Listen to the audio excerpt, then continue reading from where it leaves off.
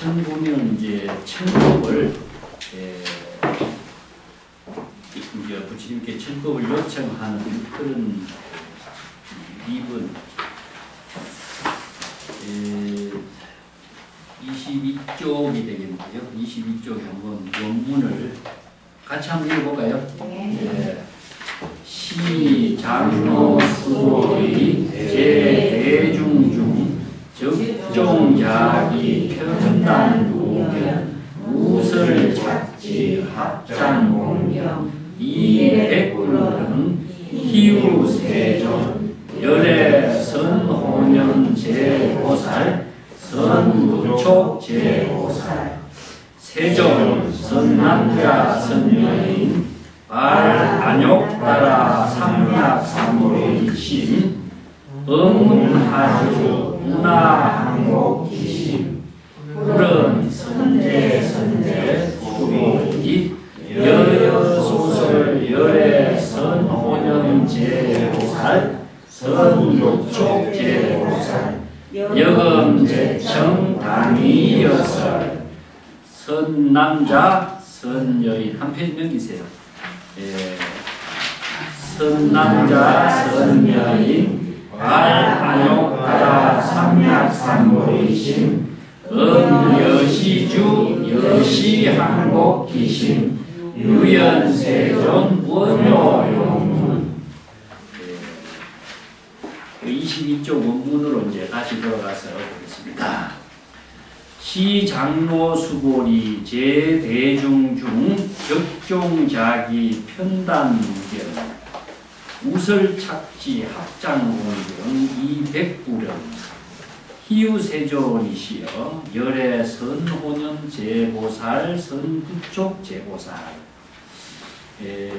그때 이제 장로 수보리죠. 장로가 이제 부친 제자 가운데서 나이도 많고 지혜와 덕이 아주 수성한 사람을 장로라고 했습니다. 원래 장로라고 하는 말이 이제 장로 수부리에서 비롯된 말인데 중국에서도 이 장로는 이제 방장을 장로라고 이제 합니다. 장로 수보리가 대중 가운데 있다가 적종자리, 즉 자리에서 1200 대중이 모여있는 법회 장소에서 1200 대중의 비구 대중을 대표해서 이러는 일이죠. 즉 자리에서 일어나서 편단 우견, 여기서 인도에서는 이 오른쪽 어깨를 이렇게 가사를 우리가 걸치고 있거든요. 그래서 편단 우견이라고 합니다. 오른쪽 어깨에 가사를 걸치고 또 우설 착직하면서 오른쪽 무릎을 땅에다가 이렇게 대고 이게 인도에서 이제 성자에게 올리는 최상의 A를 이렇게 표현하고 있습니다. 오른쪽 어깨를 무릎을 이제 오른쪽 무릎을 땅에 꿇고 합장 공경 두 손을 이렇게 모으는 게 합장이죠.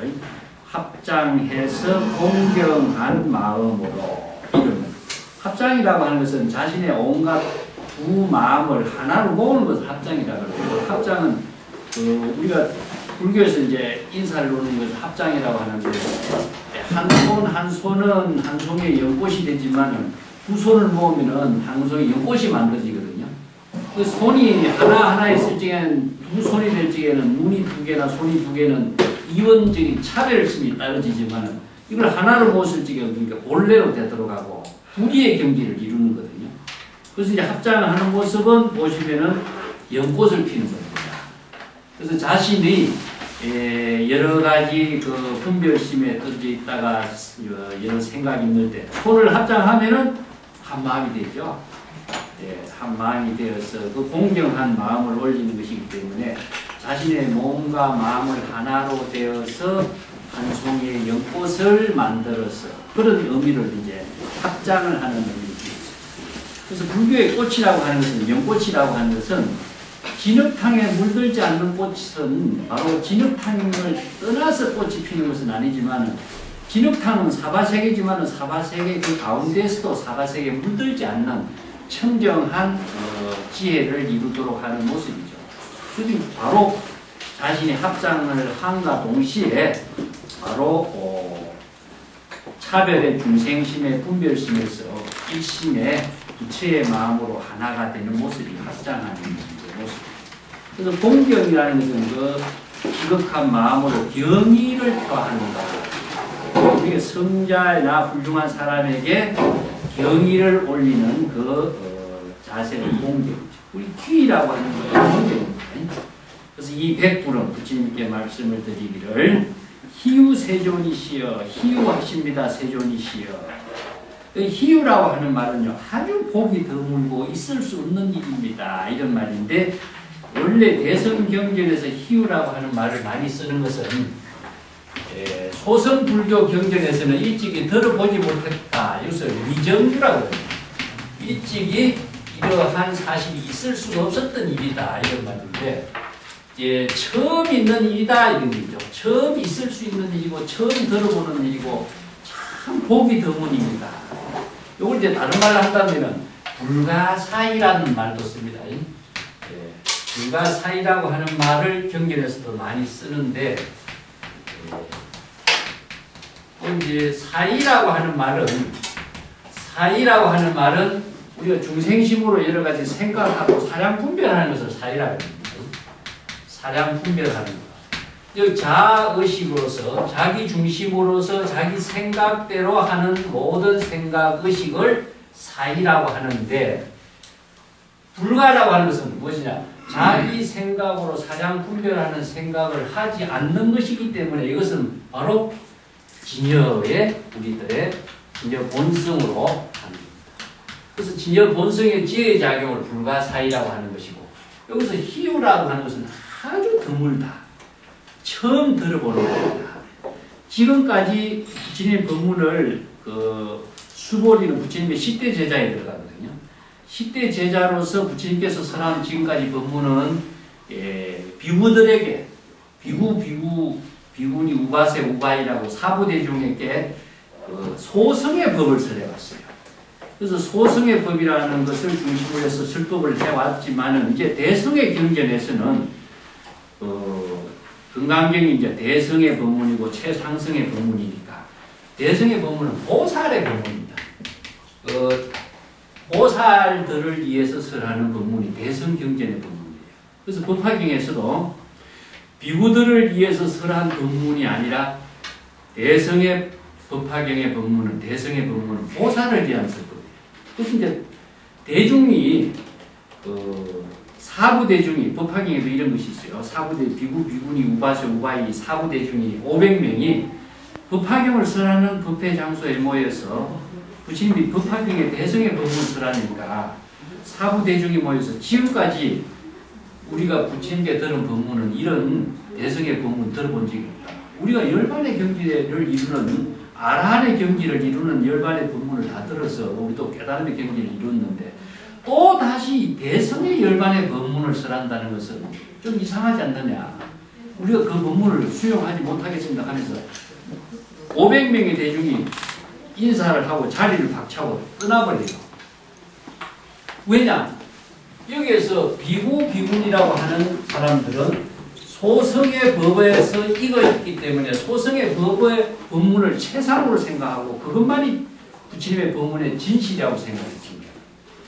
그런데 대성의 보살들을 위한 법문이라고 하는 것은 처음 들어보는 법문이거든요. 그러니까 이게 희유한 법문이고 일찍이 들어보지 못했던 미정류의 법문이라. 지금까지 우리가 들은 법문으로서 열반의 경지를 충분히 이루었는데 또 다시 대성의 보살을 위한 법문을 설한다니까 또 무슨 법문이 있느냐. 그래서 수용하지 못하는 거예요. 그래서 자리를 박차고 떠났다가 다시 발심을 해서 보살의 대성 보살의 발심을 해서 이제 수기를 받는 이야기로 연결되는데, 여기 금강경이라고 하는 법문은 소성경전에서 설하지 않았던 법문이에요. 그래서 금강경에 나중에 보면 이 법문은 대성의 발심을 위한 자인 것이고 최상성의 발심을 위해서 이 법문을 설한다고 했거든요. 그래서 대성과 최상성의 발심은 보살들을 위한 발심이에요. 그래서 보살이 어떻게 되느냐 하면은 원력을 세워야 되는데 대성의 원력을 세우지 않는 사람은 이 대성의 법문을 수용할 수가 없어요. 받아들이지 못하는 거죠. 그래서 이제 여기 수보리는 비구대중으로서 부처님이 10대 제자였지만은 지금까지 소성의 법문은 있고 훌륭한 지혜를 이루었지만 대성의 법문으로서는 처음 듣는 법문이에요. 그렇기 때문에 자리에 일어나서 대성의 건강반야 바라질의 법문을 하니까 희유하십니다. 지금까지 들어보지 못했던 법문이십니다. 세존이시여 이런 말 합니다. 미정유의 법문이다. 희유한 법문이다. 이런 의미죠. 그래서 열애 선호념 제보살 선부촉 제보살 여기서 열애라고 하는 말은요. 앞에 세존이 나왔잖아요. 여기서 세존하고 열애를 동격으로 보면 안 됩니다. 여기 지난번에 우리가 여시 아무니아 말 썼죠. 자, 그래서 불법은 바로 진여법이다. 이걸 두 개를 항상 생각해요. 진여법이고 진여법에 이거에서 여법하게 자신이 지혜로 깨달음을 이룰 수 있는 법문이 무엇이냐. 이게 여시입니다. 여시. 그래서 진여법을 깨달아서 진여의 지혜를 이루는 것을 진공묘유의 지혜를 이루도록 하는 것이 바로 열애라고 합니다. 그러면 이 열애라고 하는 것은 사람 이름이 아니에요. 그래서 부처님의 10대 명호를 열애라고 하지만 원래 명호에도 들어가요. 열애라고 하는 것은 타타가타라고 해서 이와 같이 진여의 지혜로운 작용이 이루어지고 있는 현재 진행의 상태를 말하거든요. 현재 진행의 상태. 이와 같이라는 것은 무엇과 같으냐? 진여의 지혜 작용이 이와 같이 진행되고 있는 상태거든요. 그렇기 때문에 열애를 경전에서 볼 적에 열애를 이어서 열애께서 부처님께서 이렇게 보시는데 그러면은 명사가 됩니다. 그래서 열애는 세존께서 지금 대성의 법문을 설하는 것은 열애가 각자 열애라는 것은 부처라는 명칭이 아니라 각자가 진여의 법을 깨달아서 진여의 지혜로운 작용을 하는 자각적인 지혜를 하는 열애는 각자 우리들이 진여 본성을 말합니다. 대성의 법문이 진여의 법을 깨달아서 진여의 지혜가 되는 열애가 선호념 제보살이랍니다. 여기서 선호념은 무엇이냐 하면은 자기의 번뇌 망념을 열애가 진여의 지혜로서 잘 자각하게 함으로 해서 망념에 떨어지지 않도록 하는 것을 선호념이라고 해요. 그래서 이제 염이라고 하는 것은 중생이 번뇌 망념에 일어난 그 사실을 자각하게 하는 것은 진여의 지혜 작용 말고는 없습니다. 그렇기 때문에 열애는 여기에서 각자 진여의 지혜로 각기 자기 자신의 번뇌 망념에 떨어지지 않도록 호라고 하는 것은 자기 자신의 번뇌 망념에 떨어지지 않도록 자각적으로 자기 자신을 잘 보호하게 하는 거죠. 그렇게 해서 모든 보살들이 대성의 원력을 세운 모든 보살들이 각기 진여의 지혜로 열애가 되어서 자신의 마음속에 일어나는 번뇌 망념에 떨어지지 않고 중생의 번뇌 망념에 떨어지지 않고 자기 자신을 자각하게 하는 작용을 하는 것을 선호념이라고 합니다. 그래서 이 구절이 참 번역하기 어렵거든요. 선호념. 그래서 제보살이라는 것은 많은 복수의 보살이지만은 모든 원력을 대성의 원력을 세운 보살들이 모두 다 각각 진여의 법을 깨달아서 여법하게 깨달아서 진여의 지혜가 된 열애가 되어서 각자 자기 자신의 번뇌 망념에 떨어지지 않도록 자기 자신을 잘 보호하게 하는 것. 여기 이제 선에서 이야기하는 것은 외부의 힘에 의해서 우리가 깨달음을 이루지 않습니다. 우리가 부처라든가 열애라든가 이런 모든 것은 외부의 자연법이라고 해요. 자연이라고 하는 것은 우리들 각자 진여의 지혜가 외부의 힘을 받아들이지 않고 자체적인 지혜로 작용하는 것을 열애라고 하고 부처라고 하는 것이지, 외부의 힘이 받아 들어가면은요, 타라고 하는 외부의 힘이 여기서 가미가 되면은 진여 자체가 자발적으로 열애로서 부처로서 작용하게 하는 모든 힘을 잃어버려요.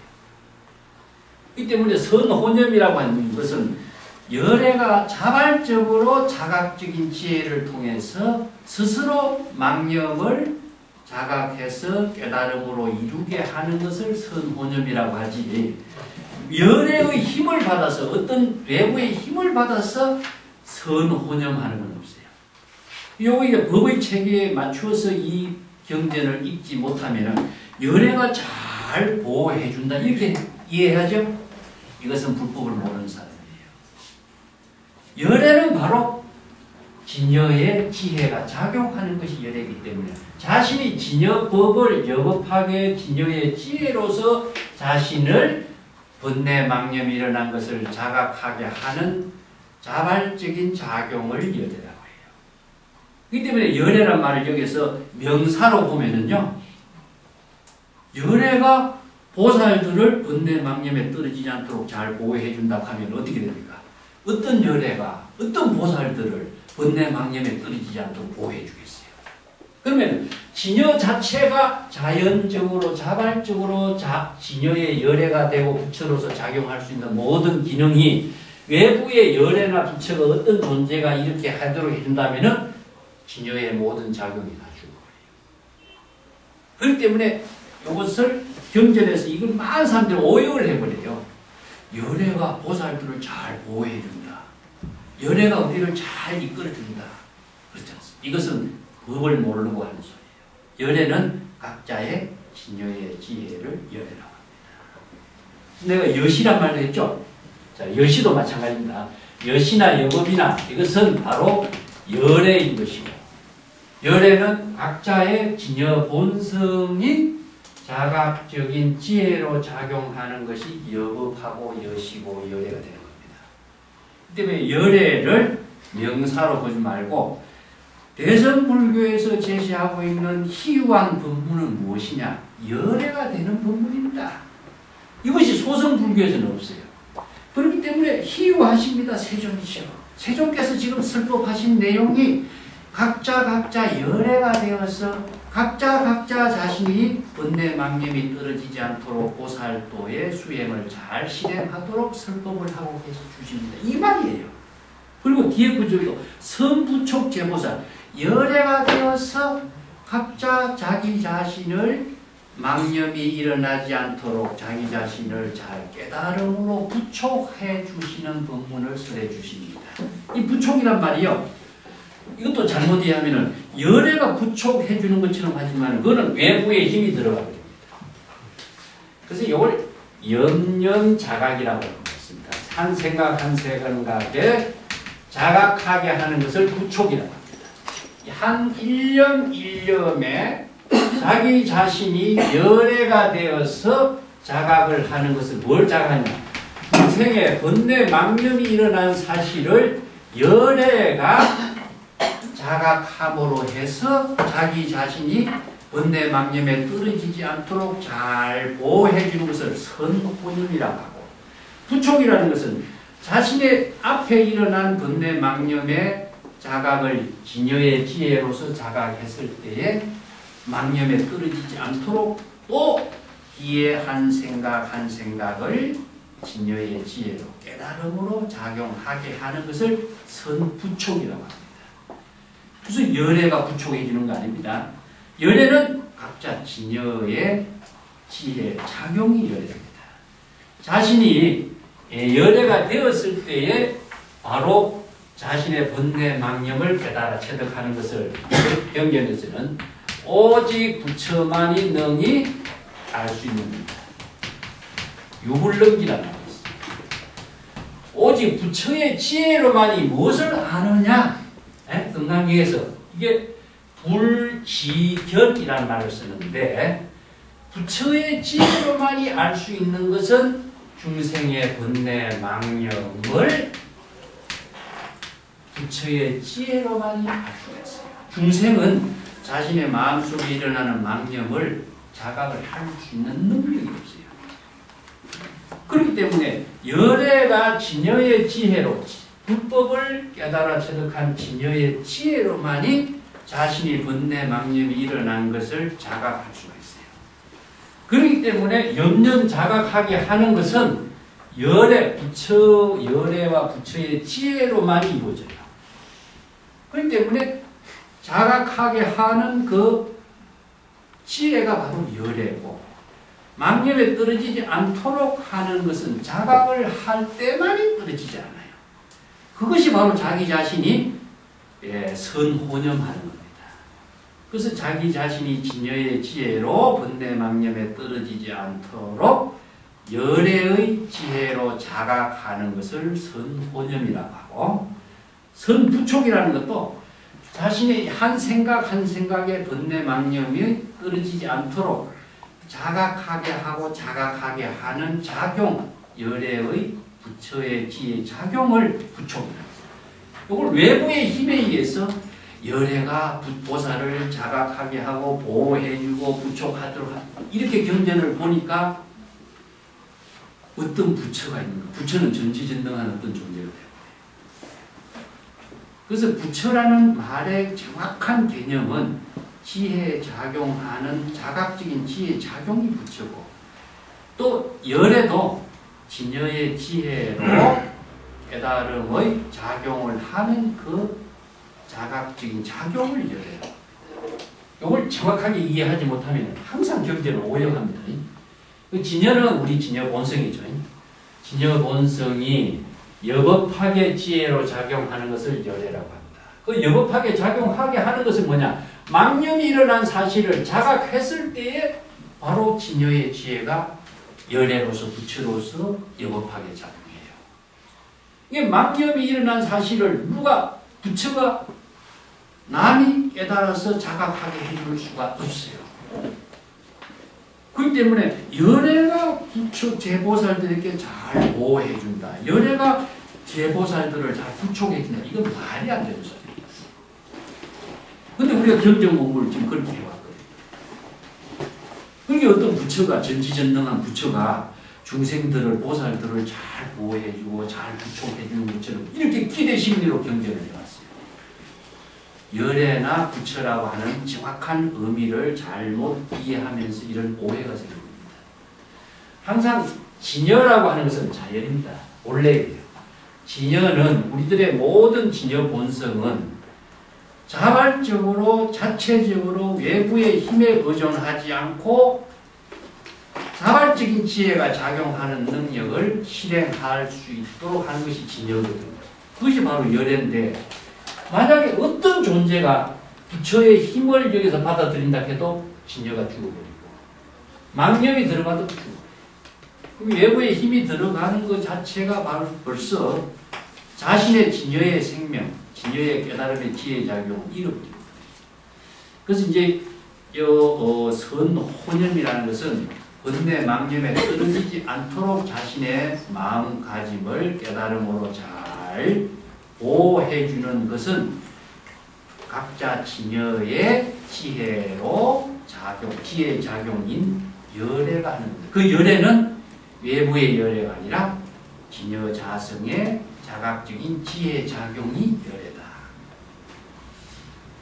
그래서 여기 희유하다 세존이라는 것은 세존이시여 정말 희유한 본문이 무엇이냐? 대성에서 설하고 있는 열애는 각자 진여 본성의 지혜로 작용하는 열애가 자기 자신의 번뇌 망념을 자각해서 번뇌 망념에 떨어지지 않도록 잘 보호해주는 것이요.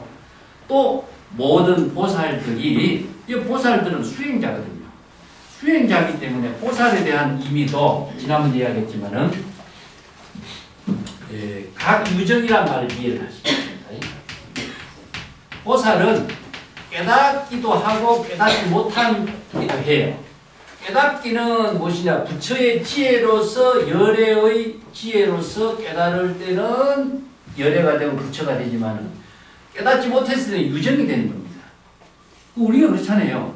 뭘 여법하게 깨달음의 지혜가 작용했을 때에는 우리가 열애가 되고 부처가 돼요. 그렇지만은 뜻하지 않게 번뇌장, 소지장, 번뇌 망념이 일어났을 적에는 중생이 돼요. 그렇기 때문에 보살은 구도자라는 말씀입니다. 중생이 되기 때문에 다시 부처로서의 깨달음의 지혜를 작용하는 발심을 하게 되고 자각하게 하고 원력을 세우게 하는 힘이 나오죠. 그렇기 때문에 여기서 보살은 전부 다 수행자들, 대성의 원력을 세운 보살이 진여의 법에 의해서 진여 지혜로서 자신이 열애가 되어서 번뇌망념을 자각했을 때는 부처가 되고 또 다시 뜻하지 않게 번뇌망념을 자각하지 못했을 때에는 자기가 또 중생이 돼요. 그래서 끊임없이 중생과 부처의 왕래 속에서 끊임없이 수행하고 발심을 하는데 이 지혜로 작용하는 힘이 많이 이루어서 훈성이 되었을 적에는 이건 십지 이상의 보살이 된다는 것은 바로 중생의 망념에 떨어지지 않는 이제 능력을 그만큼 보유했다. 그런 의미입니다. 십지 이상의 아비발치라고 해서 불태전의 보살이란 말이에요. 그렇지만 그 이전에는 어떻습니까? 끊임없이 번뇌 망념이 일어났다가 또 다시 망념이 일어난 것을 자각을 하고 열애가 되어서 자각을 하고 또 깨달음으로 나아가게 하게 하고 또 발심을 하게 하고 하면서 끊임없이 상구보리 하와중생 보살도의 원력행을 실행하는 것이 이게 바로 육바람이라서 정신이죠. 끊임없이 정진해 나가는 보살의 원력의 힘에 의해서 자기 자신이 열애가 되고 부처가 되는 지혜를 이루게 하는 것이 보살이거든요. 그렇기 때문에 보살은 그런 대성의 그 원력을 세운 후도자이거든요. 그 후도자가 선혼염 제보살, 선부촉 제보살이 되도록 하게 하는 것은 무엇이냐? 열애가 되어야 돼요. 그럼 열애는 무엇이냐? 바로 여법하게 진여의 지혜로 깨달음을 이룬 진여의 지혜 작용이 바로 열애입니다. 그 진여의 지혜 작용은 외부의 힘에 의해서 이루어지는 것이 아니에요. 각자 자신의 여법한 진여의 지혜가 여법하게 깨달음으로 작용할 때 열애가 되는 거죠. 그래서 요 희유합니다. 세존이시여. 이것은 대성의 법문에서 설하고 있는 특징이 무엇이냐? 모든 보살들이 각자 불법을 진여의 법을 깨달아서 열애가 되어서 각자 번뇌망념에 떨어지지 않도록 자기 자신을 잘 보호하고 자각하게 함으로 해서 훌륭한 깨달음을 이루게 하고 대성의 법문이 그거거든요. 또 번뇌망념이 일어나면은 번뇌망념이 일어난 것을 자각하고 또다시 망념에 떨어지지 않도록 자기의 마음과 마음에 의해서 자각을 스스로 부촉하는 것은 자기가 자기 마음을 자각하게 하는 힘을 부촉이라고 해요. 부촉이 외부의 힘에 의해서 부촉이 이루어지지 않습니다. 그렇기 때문에 염념자각, 한 생각 한 생각을 깨달음으로 자각하게 하는 것을 염념상속이라고 하는데 이것을 부촉이라고 합니다. 한 생각 한 생각의 번뇌망념을 자각하면서 깨달음으로서 상속되어 가는 것.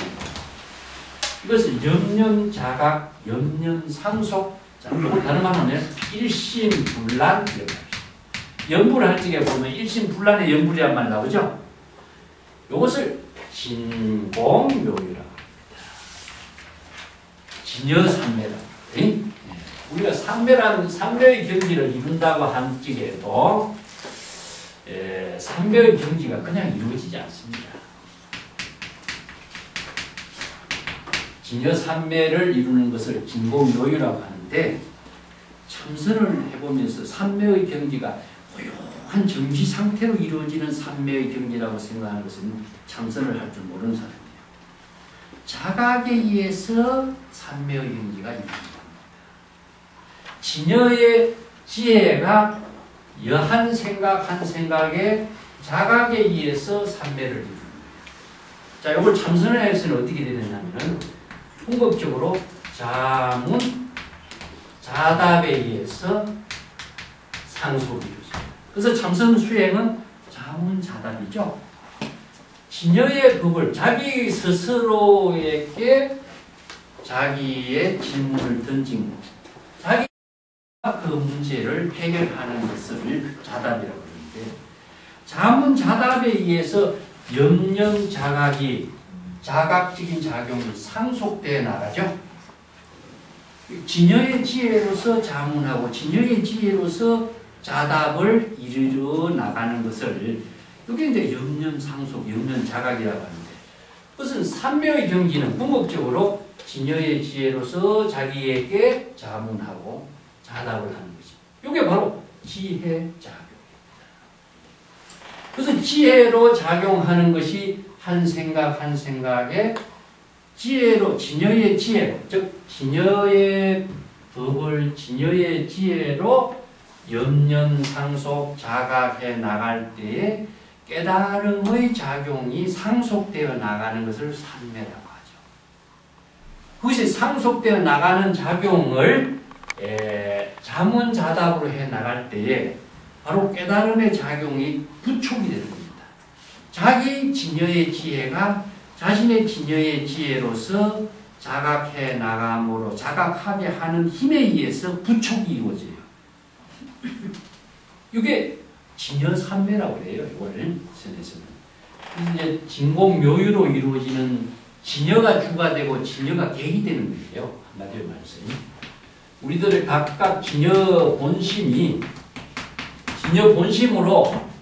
질문을 던진다면 대답이 무엇이냐? 각자의 진여 본심으로 대답을 하는 겁니다. 그렇기 때문에 여기에서 중생심으로 주객이 될 적에는 자의식으로서 대상 경계를 목적으로 두면서 주객을 나눈다면은 이것은 분별적으로 작용하는 것인데 진여 본심과의 대화로서 이루어지는 것이 자문자답이 되죠. 이게 진여 본심이 주가 되고 진여 본심이 객이 되기 때문에 진여 삼매를 이루는 것에 의해서 염념상속이 이루어집니다. 이걸 자문자답이라고 해요. 그렇게 해서 자문자답을 다른 말을 할 적에 자기의 진여가 자신의 진여에게 자각하게 하는 그 작용을 상속시켜 나가는 것을 부촉이라고. 그 부촉이라고 하는 것은 우리가 남에게 부촉한다는 말이지만 이것은 그렇지 않습니다. 중생심으로 작용하는 것은 부촉이란 말 하지 않아요. 그래서 이걸 진여본심과 진여본심과의 자각적인 지혜로 작용되는 것을 부촉이라고. 그래서 보살의 원력을 세운 사람에게 염념자각의 부촉이라는 것이 뭐겠어요? 망념이 일어난 사실을 자각함과 동시에 진여의 지혜로 작용하게 하는 묘용이 서로서로 상속되어 나가도록 부촉하는 거죠. 그래서 우리가 삼매를 하면 고요한 상태가 삼매가 이루어진다고 하니 그렇지 않습니다. 그건 지혜가 작용하는 힘이 없어요. 그건 허무주의에 빠진 겁니다. 그래서 참선이라고 하는 것은 끊임없이 진여의 지혜로 사유하는 작용이에요. 거기에서 지혜가 끊임없이 창조적인 지혜로 작용하는 힘을 만들어가는 거죠. 그래서 참선 공부한다고 가만히 있으면 이것은 허공에 빠진 것 같다. 이거 무기공에 떨어진다. 무기공에 떨어진다는 것은 멍청하게 되는 겁니다. 끊임없이 창조적인 지혜라고 해요. 그래서 선에서 사유는 창조적인 지혜인데 창조적인 지혜라고 하는 것은 어떤 자기 자신에게 자기 자신의 문제를 제시하는 힘이 없으면 창조적인 지혜가 이루어지지 않습니다. 그래서 이걸 연애라고 하는 것은 내가 항상 했지만 진여의 지혜가 여법하게 깨달음으로 작용하는 것인데 이 깨달음이라는 말이 무엇이냐 하면 자기 자신에게 창조적인 지혜로 작용하게 하는 문제를 제기하는 것에 의해서 자기 자신이 거기에서 어느 대상 경계에 정체되지 않고 자신의 지혜로운 창조적인 작용을 끊임없이 만들어가게 하는 힘이죠. 이건 뭐냐? 지혜를 이루는 창조적인 작용. 이게 방편의 지혜를 이루는 창조적인 작용. 이것을 참선이라고 합니다. 가만히 있으면 삼매라고 하는 말이 죽어버려요. 삼매는 지혜가 작용하는 힘이 없으면 삼매는 되지 않습니다. 그래서 여기 선혼영 제보살, 선부촉 제보살이라고 선혼영은 망념에 떨어지지 않도록 망념을 자각함으로 해서 자신을 깨달음으로 이루게 하는 수행, 진여의 지혜 작용을 선혼영이라고 하고 선부촉은 자신이 진여의 지혜로 창조적인 지혜를 작용함으로 해서 다양한 방편의 지혜를 부족하게 하는 힘을 스스로 만드는 창조적인 지혜를 선부초입니다. 이 때문에 대성불교에서는 왜 이런 그 선호는 제보살, 선부촉 제보살이라고 하냐면 여기 이제 불교의 수행에서 뒤에 자세하게 나옵니다만 진열법에 의해서 이 법문을 쓰고 있습니다. 진열법의 본질은 공과 공공으로 이루어집니다. 공은 무엇이냐면은 망념을 전부 다 비우는 것이거든요. 망념을 비운다라고 하는 것은 궁극적으로 무엇이냐? 망념의 자각에 의해서 이루어집니다. 망념을 자각하지 않고서는 망념을 비울 수가 없어요. 그래서 망념을 자각하는 것은 무엇이냐? 바로 진여의 지혜가 망념인 사실을 자각할 때 망념은 비워져요. 이게 선호념이 되는 겁니다. 망념인지 망념이 아닌지 우리가 어떻게 알겠어요? 중생은 자아의식을 가지고 자기가 생각하는 것을 망념이라고 자각을 하지 못하게 되어 있지만, 자, 우리 진여 본성이 지혜로 작용할 때는 자신의 망념이 일어나는 거예요. 자, 망념은 자아의식입니다. 자아의식하고 자기 중심의 의식의 대상 경계가 전부 다 망념이죠. 이 망념인 줄 자각할 수 있는 사람은 진여의 지혜로만이 자각이 돼요. 열애만이 자각할 수 있어요. 그렇기 때문에 열애가 자신의 번뇌 망념이 일어난 것을 잘 알기 때문에 보살들이 망념에 떨어지지 않도록 선호념할 수가 있는 겁니다. 그래서 유불능지라고 하는 거죠. 오직 부처만이 중생의 망념을 알 수 있다. 그래서 열애가 선호념 제보살 하십니다. 그럼 열애는 뭡니까? 진여의 본성이죠. 진여의 지혜로만이 자신의 번뇌 망념이 일어난 것을 자각해서 알기 때문에 자각함과 동시에 번뇌 망념에서 벗어나죠.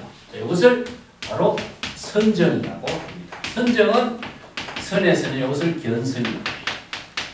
궁극적으로 무엇이냐? 선정은 각자 진여 본성으로 되돌아가는 것인데, 진여 본성으로 되돌아가는 방법은 불교 수행에서 본래로 되돌아가는 거예요. 본래로 되돌아가는 방법은 망념을 자각할 때만이 가능해요. 여기 참선 수행을 잘못한 사람은 망념을 없애려고 하거든요. 없애지지가 않습니다.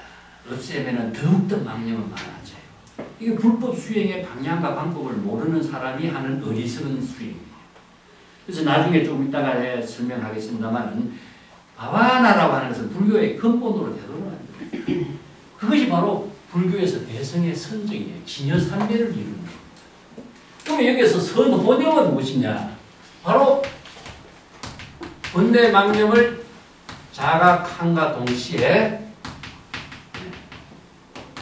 번뇌 망념에 떨어지지 않도록 하는 열애의 지혜 작용이 선호념이 돼요. 그래서 희화심이나 세존이시여 대성의 법문에서 세존께서 설하는 법문은 각자 열애가 되어서 열애의 지혜 작용으로 보살들이 번뇌 망념에 떨어지지 않도록 잘 선호념하도록 설법하는 법을 제시해주고 있습니다. 이 말입니다. 그렇다면 선부촉은 무엇이냐? 불공이죠. 이거는 뭐냐? 지혜 작용입니다. 번뇌 망념이 비워진 경지에서는 진여의 지혜가 작용하는 것은 어떻게 작용하느냐? 자각적인 작용에 의해서 이루어져요. 그래서 그걸 자연업이라고 합니다. 외부의 힘에 의해서 이루어지지 않고 자연의 지혜로 자연스럽게 자각적인 작용으로 이루어지기 때문에, 아까 여기 있잖아요. 이것은 무엇이냐? 자문자답이다. 자문자답입니다. 이걸 자문자답으로서 이루어지는 지혜가 뭡니까? 방편의 지혜입니다. 이 방편의 지혜라고 하는 것이 불교에서는 굉장히 중요한 말이거든요. 방편의 법문을 설하는 것은 대성불교 경전 말고는 없습니다. 세계의 어떤 종교에서도 방편 법문을 설한 경전은 없어요. 그래서 방편은 뭐와 연결되느냐? 바로 자신의 깨달음과의 작용하는 힘이 방편의 지혜로서 연결되어 있습니다.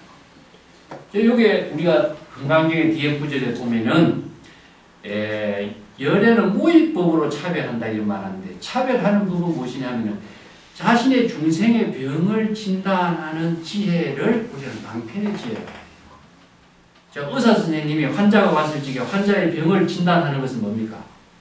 환자의 수없이 다양한 병을 진단하는 것, 치료하는 것, 처방하는 것은 의사의 독자적인 경험과 체험을 통해서 독자적인 방편의 뭡니까? 처방법이잖아요. 이것을 자문자답의 지혜로서 이루는 힘에 의해서 이루어지는 것이지 이 지혜 작용에 힘이 없이 그렇게 처방하거나 치료할 수 있는 능력이 생기지 않잖아요. 이게 수없이 많은 자기 자신의 번뇌망념, 우리가 중생무변 서원도 하지만 우리 마음속에 일어나는 수없이 많은 번뇌망념의 작용을 자신이 망념을 비움과 동시에 깨달음의 지혜로 작용하게 하는 수없이 많은 방편의 지혜를 자신이 부족하지 않고서는요, 자신의 창조적인 지혜를 작용하는 힘이 나오지 않아요. 그걸 바로 여기에서는 선부촉제보살. 앞에서 선호념은 번뇌망념에 떨어지지 않도록 진여의 지혜로 작용하는 힘을 부족하도록 하는 것이 대성의 법문이요. 열애가 선부촉 자신의 진여의 지혜로서 깨달음의 다양한 방편의 지혜를 부족할 수 있는 능력을 갖추도록 하는 것을 선부촉제보살이에요. 부촉이라고 하니까 뭘 부촉했느냐? 이거 상당히 애매하죠. 이 때문에 여기에 선호념과 선부촉이란 말은 여기에 건강경에만 설하지 않습니다. 법화경에도 설하고 많은 대성경전에도 설하고 있는데 앞에 열애가 선호념 제보사라고 열애가 선부촉 제보사를 한다 하는 말을 정확하게 알아야 되거든요. 그럼 열애가 무엇인 줄 모르면 이 말의 내용이 무슨 말인지 몰라요. 그래서 항상 이것을 진여의 법이 불법이요. 진여의 지혜로서 작용하는 것을 열애라고 한다. 그 진여의 지혜가 작용하는 열애는 외부의 힘에 의해서 작용하는 것이 아니고 각자 진여 본성이 여겁하게 깨달음의 지혜로 작용할 때 열애다. 그렇지 않고서는 선호념할 수도 없고 선부촉할 수가 없어요. 그렇기 때문에 여기에 열애란 말을 열애나 부처라고 이렇게 명사로 이해를 하면은 이 내용이 무슨 말인지 이해가 됩니다. 그래서 건강경을 읽고도 건강경의 수수께끼에서 벗어나지 못하는 것이 여기 있어요. 여기에 거의 건강경에 등장하고 있는 열애라고 하는 말은 여시, 열애, 여법 전부 다 같이 진여의 지혜를 말합니다. 이걸 잘못 이해하면 됩니다. 보통 열애란 말을 열애 시포란 말로서 그냥 상식적으로 알고 있는 말로서 자꾸 경전을 보니까 내용을 보지 못하고 자기 생각하고 알고 있는 상식으로 이 경을 보려고 하니까 이 경이 익혀지지 않는 거예요. 그래서 열애는 진여의 지혜로 이렇게 됩니다. 자, 봅시다. 자, 희유하십니다. 세존이시여. 열애가 각자 진여의 지혜로서 보살들이 각자 스스로 번뇌망념에 떨어지지 않도록 스스로 잘 자각적으로 보호하게 하고 보살들이 진여의 지혜로서 영영 자각하게 하여 자기 깨달음의 망념을 일으키지 않도록 하는 것. 이게 진여의 지혜로 자각하게 하는 것. 이게 부촉입니다. 이것이 대성의 법문에서 설하고 있는 특색이에요. 그래서 대성의 법문은 보살들이 모두 다 각자 진여 본성의 지혜로 깨달아서 열애가 되고 부처가 되도록 하는 법문입니다. 이게 희유하다는 이야기입니다. 이게 원시불교나 소성불교에서는 이런 법문이 없어요. 그 뒤에 건강경에 구절 나오면 이 대성의 법문은 대성의 발심한 사를 위해서 설한 법문이고 최상승의 발심한 보살을 위해서 설한 법문이에요. 그러면 대성과 최상승의 보살은 무엇이냐? 바로 각자 진여의 법을 깨달아서 진여의 지혜를 부족한 열애가 되고 부처가 되도록 하는 법문이 대성의 법문이거든요. 그렇기 때문에 여기에서 모든 보살들이 각자 깨달아서 열애가 되어서 자기 자신이 번뇌망념에 떨어지지 않도록 하는 것이고 또 열애가 되어서 진여의 지혜로 자각적인 지혜로서 깨달음을 이루게 하는 법문을 하는 것이 대성의 법입니다. 이 금강경의 구절이 이겁니다. 여기에서 지금 주제로 제시해놨는데 뒤에 이제 이 주제를 중심으로 풀어놨네요. 그래서 이해가 이게 금강경의 구절, 내가 여기 번역했을 적에는 어떻게 했습니까? 바로 정말 처음 들어보는 희유한 법문입니다. 세존이시에 끝나거든요. 진여 본성의 지혜로 열애는 불법을 수행하는 보살이 번뇌망념에 떨어지지 않도록 자각의 지혜로 잘 보호하고 보살이 불법에 의거해서 한 생각 한 생각 번뇌망념에 떨어지지 않도록 잘 자각하고 자각하도록 하십니다. 여기서 열애는 각자 진여 본성입니다. 이걸 열애를 다른 사람으로 대고 어떤 부처라고 한다면은 바로 불법이 죽어버립니다. 글자로 경을 보면은요, 이렇게 많은 오해가 되고 오염이 될 수밖에 없습니다. 자, 그 밑에 딱 보겠습니다. 세존이시여 선남자 선녀인 발 안욕따라 삼각삼본이신 운하 응운하주 운하 항복기시. 세존이시여 선남자 선녀인이라는 것은 처음 발심한 사람. 이제 선남자 선녀인이라는 것은 이제 불법을 수행하고 공부하기 위해서 발심한 사람을 선남자 선녀인. 여기서 이제 남자 여자를 이렇게 선남 선녀 이렇게 나누어서 하는 말이죠. 처음 불법 수행에 발심을 세운 사람. 그 발심이 어떤 발심이냐? 안욕따라 삼약삼본이심. 발하는 것은요. 그래서 발이라고 하는 말은 죽어있는 자신을 생명을 되살리게 하는 힘을 말하는 것을 발이라고 해요. 이 발심이라고 해요. 발심을 발보리심이라고 하거든요. 보리심 이런 말씀인데 보리라고 하는 말은 산스크리트로 말해서 깨달음이라는 뜻입니다. 깨달음의 마음을 일으키도록 하는 것. 이것은 무엇이냐면 부처. 자, 깨달음은 무엇이냐? 바로 부처죠. 각자 부처로서 깨달음의 마음작용이 일어나도록 하는 것. 그 이전에는 왜 못 일어났겠어요? 중생심이죠. 중생의 번뇌 망심으로서 전 생사윤회하고 있는 마음은 자신이 지혜가 죽어요. 그래서 이걸 사심이라고 합니다. 사심. 지혜 작용이 죽어있기 때문에 이것을 중생심을 사심이라고 하는데 죽어있는 중생의 마음 작용을 지혜로 깨달음의 부처의 지혜로 일어나도록 발심을 하게끔 하는 것이거든요. 근데 여기에 어떤 발심이냐? 안욕따라 삼약삼보리라고 해요. 안욕따라 삼약삼보리는 이걸 번역한다면 무상, 정등, 정각 이렇게 했거든요. 그래서 무상이라는 것은 위가 없다는 말이죠. 위가 없다는 것은 최상이라는 뜻인데, 자, 위가 없다라고 하는 말은 불교에서 무엇이냐면 진여만을 이야기해요.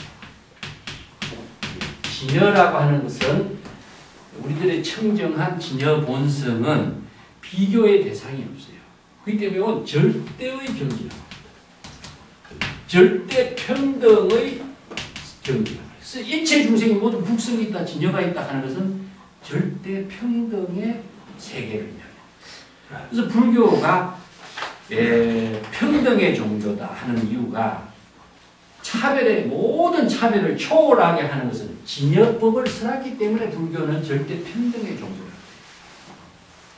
그래서 일체의 모든 중생이 모두 진여를 구족하고 있고 진여의 지혜로 여법하고 여실하게 깨달음의 작용을 하게 하는 법을 설했기 때문에 불교는 절대 평등의 종교다. 이 때문에 이어서 무상은 무엇입니까? 절대의 경지가 무상이고 정등은 무엇이냐? 이 비교의 대상이 없어요. 이거 구경이에요. 구경. 그래서 구경각이라는 말도 쓰는데 절대 평등 구경의 경지는 진여라는 것입니다. 그렇기 때문에 정각은 무엇이냐? 올바른 바른 깨달음이기 때문에 진여의 지혜로 이루는 것을 무상, 정등, 정각. 그렇기 때문에 불교에서 발심은 어떤 발심이 있느냐? 대래성의 발심은 모든 중생이 열애가 되도록 하는 발심을 하게끔 제시해놨어요. 그래서 열애가 되기 때문에 모든 중생이 절대의 경지에서 무상, 정등, 정각의 깨달음을 이루게 하는 열애가 되는 법문이에요. 그래서 평등해 준 거죠. 그래서 여기 건강의 법문은 열애가 되고 부처가 되는 법문을 설해놨지 절대 평등 깨달음을 이루는 안욕따라 삼약삼보리심을 발현하도록 지금 설해놨어요.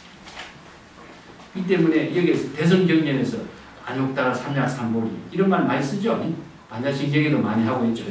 그럼 안욕따라 삼약삼보리가 무엇이냐? 이게 진여의 지혜로서 열애가 되고 부처가 되는 발심을 하는 걸 말한다. 그 때문에 최상의 정등 정각의 깨달음은 열애가 되고 부처가 되는 깨달음입니다. 자, 모든 선남자 선여인이 최상 정등 정각의 깨달음을 이루도록 발심을 하기 위해서는 어떻게 해야 되냐? 응운하주, 어떻게 하주 보살도의 깨달음의 지혜로운 삶을 살아야 하며 운하항복기심, 어떻게 그 각자의 중생심의 번뇌망심을 항복시켜야 하겠습니까? 이 두 가지예요. 근데 다른 건강경을 번역한 사람은 어떻게 수행해야 될 것인가 하나가 더 들어있어요. 근데 그 말하자면 이 두 가지의 문제를 제시하고 있습니다. 여기서 응운하죽하는 것은 응이라는 것은 반드시 어떻게 해야 합니까? 한 뜻이고 운하라는 것은 어떻게 해야죠?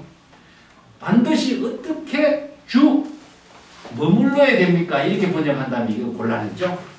자, 여기 주가 참 어려운 겁니다.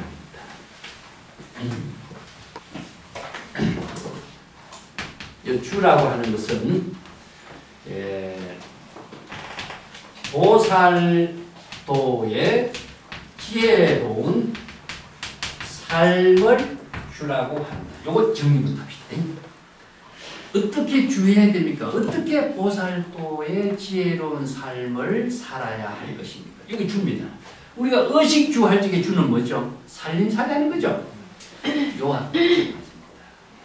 우리가 머물러라 이런 말은 아니에요. 이게 이제 무주라고 하는 말을 했을 적에는 집착하지 말라 이런 말인데 여기에서 은하주 할 적에는 어떻게 보살도의 지혜로운 삶을 살아야 할 것인가. 이 삶을 이야기합니다. 살림살이를 주라고 해요. 의식주 하면 뭡니까? 우리가 옷 입는 거 하고 먹는 거 하고 주는 것이냐. 살림살이 하는 공간을 주라고 그러죠. 그래서 마찬가지입니다. 어떻게 보살도의 지혜로운 삶을 살아야 할 것인가. 이게 지금 금강경에서 보살도의 삶을 사는 과제가 가장 큰 과제입니다. 어떻게 보살행을 하면서 보살도의 지혜로운 삶을 해야 할 것인가. 보살도의 지혜로운 삶이 바로 최상의 깨달음의 지혜로서 진여의 지혜로서 열애가 되고 부처가 될 때 보살도의 삶을 살 수가 있어요. 보살도의 삶이 부처나 열애가 되어야 상구본이 하와중생의 보살도를 살고 또 공덕을 이루는 깨달음의 지혜와 자비를 공덕으로서 회양할 수 있는 삶을 살 수가 있어요. 그래서 이 주 한마디에 상구본이 하와중생 지혜와 자비를 통해서 공덕을 이루는 삶을 회양하는 것을 전부 다 안고 있습니다. 이것이 되게 하기 위해서는 최상의 깨달음, 안욕따라 삼약삼보리의 깨달음으로서 열애가 되고 부처가 된 경지에서 이 보살도의 삶이 이루어져요. 우리가 지혜, 자비 이런 말이 많이 쓰이지만 중생심으로 지혜, 자비가 이루어지지 않습니다. 열애가 되고 부처가 되고 최상의 깨달음의 경지를 이룰 때에 지혜가 자비가 이루어져요. 그럴 때 공덕이 이루어져요. 그 공덕이 이루어져야만이 회양을 합니다. 그래서 원이차 공덕 보법의 일체 이런 말 쓰죠. 공덕이 이루어지는 것은 지혜가 자비가 이루어져야 되는 것이 공덕인데 지혜가 자비는 최상의 깨달음, 열애와 부처의 깨달음에 의해서만이 이루어져요. 그렇다면 그 깨달음을 이루는 것은 안욕따라 삼약삼보리라고 하는 진여의 지혜로 이루어지는 묘용이 진공묘유가 되지 않고서는 지혜, 자비, 공덕이 이루어지지 않고 해양이 이루어지지 않아요. 그렇지 않으면 보살도가 이루어져요. 그 때문에 보살도의 삶을 실현하려고 하기 위해서는 안욕따라 삼약삼보리 힘을 일으켜야 되고 그 지혜와 자비를 부족한 상고보리 하와 중생의 보살도의 삶을 실현할 수 있는 능력이 공덕이 이루어져야 되고 그 공덕을 이루어서 해양하는 삶에 의해서 보살도의 삶이 이루어져요. 그렇지 않고서 우리가 보살도의 삶이 이루어지지 않거든요. 그게 왜 금강경이나 대성불교의 핵심이 항상 어떻게 보살도의 지혜로운 삶으로 공덕을 해양할 수 있는 상고보리 하와 중생의 보살도를 실행해야 할 것입니까? 이게 과제예요. 자, 두 번째는 이러한 보살도의 삶을 실현하기 위해서는 항복기심, 어떻게 그 각자의 중생의 번뇌망심을 항복해야 할 것인가. 이게 번뇌망심을 갖고서는 깨달음을 이루지도 못하고 보살도의 삶을 실행할 수가 없죠. 그래서 항복이라는 말은 다른 말을 한다면 조복이라는 말과 같습니다. 우리가 남을 항복한다 이런 말도 쓰지만 여기에서 남을 항복하는 게 아니거든요. 각자 자신의 중생심의 번뇌망념을 각자 자기 진여의 지혜로 항복을 해야 돼요. 이걸 조복이라고 쓰는데 이 외부의 힘을 가지고서 항복이나 조복이 안 돼요. 이게 불법 수행을 보살도의 지혜를 작용할 수 있는 능력을 부족함과 동시에 이루어지는 일이기 때문에 불교 수행에서는 우리가 번뇌망념을 어떻게 항복해야 될 것인가 조복해야 될 것인가 참선 수행의 모든 과제는 여기 있어요. 왜 중생심이 이러한 작용에 망념이 문제가 되느냐 하면요. 중생의 신병이 두 가지가 있습니다. 하나는 무엇이냐 하면은 소지장이라고 하는 것이 있어요. 어려운 이제 용인데 요건 나만의 지적인 장애입니다. 지적인 장애. 지적인 장애라고 하는 것은 진실을 알지 못해서 생기는 여러 가지의 장애, 번뇌망념, 지적인 장애라고 하고 번뇌장애라고 하는 것은 번뇌망념으로서 이르는 생기는 장애. 번뇌망념의 가장 큰 장애는 무엇이냐면 이 갈래라고 합니다. 갈래라고 하는 말을 썼는데 고의 원인을 갈래라거든요. 마치 뭐와 같으냐면 목마른 사람이 물을 찾는 것을 말해요. 자기에게 부족한 것을 요구하는 자발적으로 생각지도 않게 일어나는 번뇌망념을 갈래라고 해요. 요건 이제 지적인 장애라고 하는 것은 우리가 여러 가지 진실을 공부하고 알면서 이제 배울 수 있어 해결할 수가 있지만은 이 번뇌장애라고 하는 것은요 의식의 작용과 함께 일어나 번뇌망념이. 그래서 번뇌망념이 일어나지 않도록은 할 수가 없어요. 이 인간이 모든 번뇌망념이 그래서 이제 이게 번뇌망념이 끊기가 어렵다 하는데 번뇌망념이 일어나지 않도록 할 수가 없으니까 일어난 번뇌망념을 자각해서 번뇌망념이 더 이어지지 않도록 하는 방법을 우리는 치료법이라고 그러거든요. 그래서 번뇌망념을 없앤다. 이건 말이 안 되는 거예요. 번뇌망념을 없애도록 한다. 그래서 이 불교에서 이거 항복이에요. 번뇌망념이 일어난 것을 어떻게 번뇌망념이 일어나지 번뇌망념을 조복시킬 것인가 이런 말을 표현하는 거죠. 그래서 번뇌망념이 일어나지 않도록 할 수 없어. 그래서 번뇌망념이 일어난 사실을 자각하는 길 말고는 항복하는 방법이 없어요. 그래서 자각은 어떻게 해야 되냐. 진여의 법을 진여의 지혜로 열애가 된